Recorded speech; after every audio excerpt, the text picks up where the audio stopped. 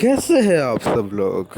Welcome to new CarryMinati video sorry SS Gujarat education video મિત્રો આવી ગયા છે આપણે ફર્સ્ટ વિડીયો મીન્સ કે આ ફર્સ્ટ વિડીયો તો ના કહેવાય બટ ધોરણ 11 એસપીસી ગાલાઓ અસાઇનમેન્ટમાં જે તમારું વિભાગ ડી છે એના અંદર ભાગ 2ના પ્રકરણ નંબર 3નું સોલ્યુશન મિત્રો આપણે આ વિડીયોમાં જોવાના છે. તમે વિડીયોને અંત સુધી જોજો. વિડીયો ગમશે તો વિડીયોને લાઈક અને મિત્રો ચેનલને સબસ્ક્રાઈબ કરવાનું ભૂલતા નહીં. અને તમે જો સંપૂર્ણ ગાલા અસાઇનમેન્ટના સોલ્યુશનની મિત્રો પીડીએફ મેળવવા માંગતા હોય તો તમને જે સ્ક્રીન ઉપર મોબાઈલ નંબર આપેલો છે તેના પર કોલ કરી દેજો. સંપૂર્ણ ગાલા અસાઇનમેન્ટનું સોલ્યુશન મિત્રો તમને માત્ર 150 રૂપિયામાં મળી જવાનું છે.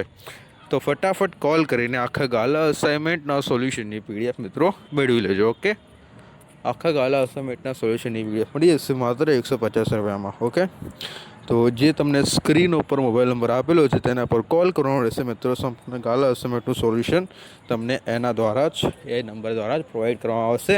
અને કોલ કરશો એટલે પણ હું જ વાત કરીશ. ઓકે, નો પ્રોબ્લેમ. તો તમે કોલ કરી શકો છો. 150માં સંપૂર્ણ સોલ્યુશન આવી જશે. તો ફટાફટ કોલ કરીને મિત્રો મેળવી લો સંપૂર્ણ ગાલા અસાઇનમેન્ટના સોલ્યુશનની પીડીએફ. ઓકે, આગળ વાત કરીએ અને જોઈએ આપણો આજનું સોલ્યુશન. એમાં પહેલા નંબરનો પ્રશ્ન છે, કંપની સ્થાપના વખતે શા માટે દરેક સંચાલકે લેખિત સમિતિ આપવાની હોય છે? કંપનીની સ્થાપના વખતે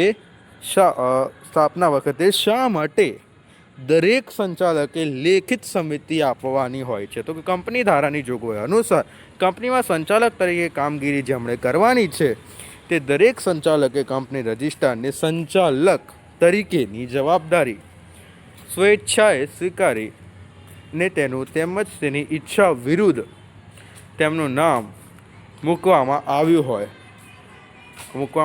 નથી તેમ દર્શાવી લેખિત સમિતિ આપવાની હોય છે.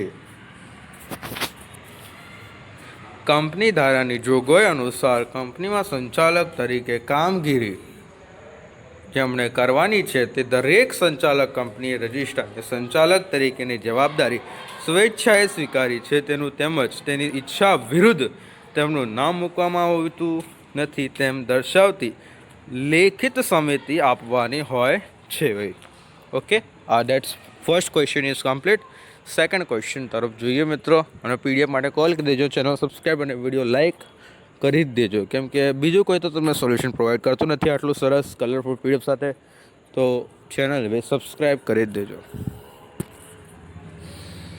બીજા નંબર છે, કંપની સ્થાપનાને કેટલા અને કયા તબક્કાઓમાં વહેંચવામાં આવે છે અને દરેકની ટૂંકમાં સમજૂતી આપો.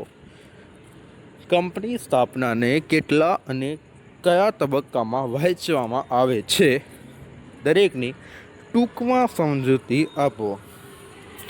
કંપની સ્થાપનાને 2 તબક્કામાં વહેંચવામાં આવી છે.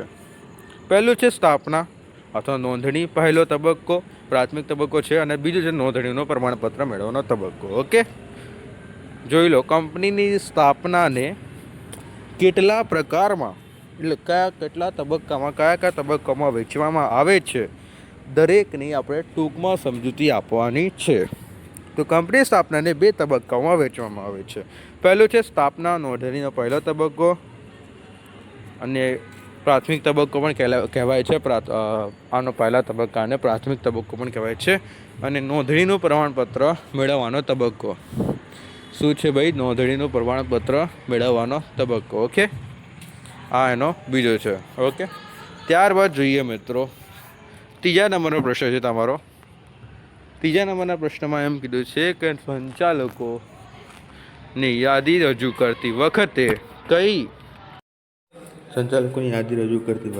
બાબતો દર્શાવવામાં આવે છે? ઓકે, સંચાલકોની યાદી રજૂ કરતી વખતે જે વ્યક્તિઓ કંપનીઓના સંચાલકો થવાની સંમતિ આપી હોય તેમના નામ, સરનામા, ધંધો, ઉંમર, રાષ્ટ્રીય વગેરે બાબતો બતાવવાની હોય છે. સંચાલકોની યાદી રજૂ કરતી વખતે જે વ્યક્તિએ કંપનીના સંચાલકો થવાથી સંમતિ આપી હોય તેમના નામ, સરનામા, ધંધો, ઉંમર અને રાષ્ટ્રીયતા વગેરે બાબતો બતાવવાની હોય છે. ઓકે મિત્રો, આથી આ 3 પ્રશ્નો પૂરો થાય છે. ચોથા નંબરનો પ્રશ્ન જોઈએ અને તે ચોથા નંબરનો પ્રશ્ન જોતા પહેલાં તમે જો મિત્રો આ સંપૂર્ણ ગાલા અસાઇનમેન્ટના સોલ્યુશનની પીડીએફ મેળવવા માંગતા હોય તો તમને જે સ્ક્રીન ઉપર મોબાઈલ નંબર આપેલો છે તેના પર કોલ કરી દેજો. માત્ર મિત્રો 150 રૂપિયામાં તમને આ સંપૂર્ણ ગાલા અસાઇનમેન્ટના સોલ્યુશનની પીડીએફ મળી જવાની છે. તો ફટાફટ ભાઈ કોલ કરીને આ સોલ્યુશનની પીડીએફ મેળવી લેજો. ઓકે, તો કોલ કરીને ફટાફટ મેળવી જ લેજો સોલ્યુશનની પીડીએફ. ઓકે, તો અને ચેનલને ભાઈ સબસ્ક્રાઈબ અને વિડીયોને લાઈક કરવાનું ભૂલતા નહીં, કેમ કે તમારું એક સબસ્ક્રાઈબ મારા માટે બહુ મોટું મોટિવેશન હોય છે. તો ચેનલને સબસ્ક્રાઈબ અને વિડીયોને લાઈક કરવું ભાઈ તમારા માટે ફરજિયાત છે. પીડીએફ માટે સ્ક્રીન ઉપર મોબાઈલ નંબર આપેલો છે તેના પર કોલ કરી દેજો. 150માં બધા વિષય આવી જશે, કોઈ પ્રોબ્લેમ નહીં. A to Z સોલ્યુશન આવી જશે. વાર વિડીયો જોવા નહીં પડે તમને. પરીક્ષાના ટાઈમે આવા બધા જોતા જ હશે વિદ્યાર્થીઓ, પણ જોવા નહીં પડે, ઓછા જોવા પડે. ઓકે, જોવા જ નહીં પડે આમ તો, કેમ કે એના અંદર જ હશે બધું સોલ્યુશન, એટલા માટે. ત્યારબાદ મિત્રો ચોથા નંબરનો પ્રશ્ન છે, કંપનીની સ્થાપના વખતે વિગતવાર તપાસ શા માટે જરૂરી છે? કંપનીની સ્થાપના વખતે વિગતવાર તપાસ શા માટે જરૂરી છે? વિગતવાર તપાસમાં સરકારી નીતિ, કાનૂની નિયંત્રણો, કાચા માલની ઉપલબ્ધિ, માંગ અને પુરવઠાની સ્થિતિ, સહાયક સેવાઓ, સગવડ, કારખાના માટેનું સ્થળ, ચાલક બળ વગેરે બાબતો અંગે ચોકસાઈપૂર્વક તપાસ કરવામાં આવે છે. વિગતવાર તપાસમાં સરકારી નીતિ, કાનૂન, નિયંત્રણો, કાચા માલની ઉપલબ્ધિ, માંગ અને પુરવઠાની સ્થિતિ, સહાયક સેવાઓ, સગવડ, કારખાના માટેનું સ્થળ, ચાલક બળ વગેરે બાબતોનું અંગે ચોક્કસ તપાસ કરવામાં આવે છે. પાંચમું છે, કંપનીનો અર્થ અને વ્યાખ્યા આપો. Okay, video like channel subscribe કરી દેજો. પીડીએફ માટે કોલ કરી દેજો સ્ક્રીન ઉપર આપેલ મોબાઈલ નંબર પર. ઓકે, ફટાફટ ભાઈ તમને પીડીએફ મળી જવાની છે, તો એના પર કોલ કરીને મિત્રો તમે એ સોલ્યુશનની પીડીએફ મેળવી શકો છો. ઓકે, તો કંપનીનો અર્થ અને વ્યાખ્યા. તો કંપનીનો અર્થ, કંપનીનો કાયદાકીય અને ટેકનિકલી કોઈ ચોક્કસ અર્થ નથી. બ્રિટિશ કોમન લો મુજબ કંપની એટલે કાયદાકીય વ્યક્તિ એવો અર્થ થાય છે. ચીફ જર્નલિસ્ટ માર્શલના જણાવ્યા મુજબ કંપની એ અમૂર્ત, અદૃશ્ય અને કૃત્રિમ વ્યક્તિ છે જે કાયદાની દૃષ્ટિએ અસ્તિત્વમાં ધરાવે છે. તેનું મુખ્ય વિશેષતા તેનું કાયમી અસ્તિત્વ અને કાયદાકીય વ્યક્તિત્વ છે. કાયમી અસ્તિત્વ અને કાયદાકીય વ્યક્તિત્વ છે. કંપનીની વ્યાખ્યા. કંપની 2013 પ્રમાણે કંપની એટલે કંપનીના ધારા 2013 પ્રમાણે સ્થપાયેલી કે પહેલાંના કોઈ પણ કંપની ધારા પ્રમાણે સ્થપાયેલી કંપની. ઓકે, કંપની ધારા 1956 પ્રમાણે કંપની એટલે એવા કંપની કે જેના ચોકસાઈ રકમની ભરપાઈ થયેલ કુલ મૂડીની હોય ને આ મૂડીનો ફેરફાર કરી શકાય હોય ને તેવા ચોક્કસ કિંમતના શેરમાં વિભાજિત થયેલા હોય અને આ શેર ધારણ કરનાર જ કંપનીના સભ્ય બની શકે તેવા સિદ્ધાંત પર રચાયેલી હોય. ઓકે, કંપનીની વ્યાખ્યા શું છે? કંપનીના 2013 પ્રમાણે કંપની એટલે કંપની ધારા 2013 પ્રમાણે સ્થપાયેલી પહેલાં કોઈ પણ કંપનીના પ્રમાણે સ્થપાયેલી કંપની.